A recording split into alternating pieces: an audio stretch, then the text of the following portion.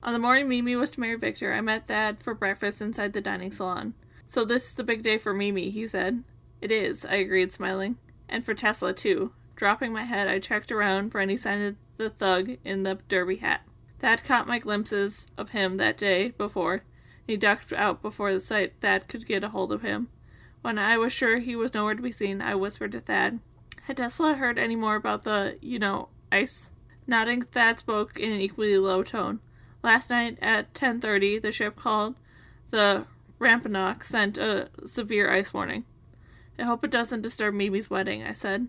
"Don't worry, Tesla will have the device ready to burst anything that gets in our way. That thing can crash buildings and take down bridges. What's a little ice?" I remembered well what Tesla's earthquake machine could do, and felt less worried. After breakfast, we strolled on the first-class deck once again. Sometimes in the back of the boat, the stern, we would look down at the small outside deck given to the third-class passengers. It was called the poop deck. There was often crowds of children and men playing soccer. That morning there were only a few children playing. "Where are all they?" Thad wondered. "Probably inside, putting last-minute touches on the dresses for the wedding, I guessed."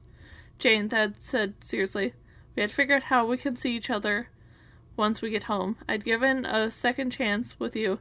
I don't want to be stupid again. I couldn't stand to be without you." "I don't want to be away from you either," I replied. The very idea made my heart sick. We live miles apart, but I just had a thought. It's crazy. "What?" he asked eagerly. "Oh, I was thinking of the article on Tesla wins. I'll be living in New York City. I'll probably hear one way or the other when we get home." He grasped my hand excitedly. "That's it. You'll win. You'll have to win," Thad said. "It'll solve the entire problem." "It would be wonderful, but we can't count on it," I cautioned. "It's a sure thing. Once Tesla sells his invention to Astor tonight, there'll be a huge amount of interest in him and his inventions.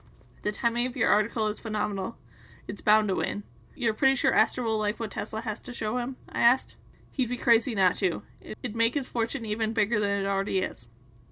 I looked at the choppy white cliffs of the ocean and imagined Thad and me together in the city, on our own and wildly in love. I almost could see us kissing on the sidewalk, in the restaurants and the museums, his arm in my arm, kissing endlessly. Then the annoying part of me had felt fretful that everything seemed so perfect kicked in. "What if I don't win the contest and Astor doesn't want to fund the investors?" I asked. Thad was undaunted. "I'll get a job at Westinghouse Company in Buffalo. With references from Tesla, they'd be sure to hire me." "You'd leave Tesla?" "I convinced him to move. He likes Buffalo. But if I had to, I'd leave him. For you. I would." "But you want to design planes," I reminded him. "Does Westinghouse do that?" "Westinghouse invests in new inventions, and it'll be all right. Being with him like that, this is everything I'd always dreamed it would be." Thad pulls me into his arms. "Jane, I can't be without you," he said, his voice filled with passion.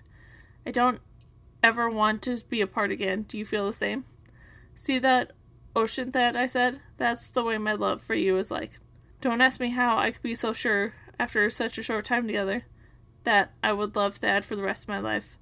But I absolutely was certain of it. Mr. Stead thought all of us had a potential to be psychics and predict the future, at least a little. Gazing up at Thad, I saw my own future. "We could be engaged when we get home," Thad offered. "It would be a long enough engagement. If you don't feel ready for marriage, I don't care, really." I reached up and kissed him with passion and love I felt. "Does that mean yes?" he asked. Tears of happiness swept into my eyes. "Yes, yes."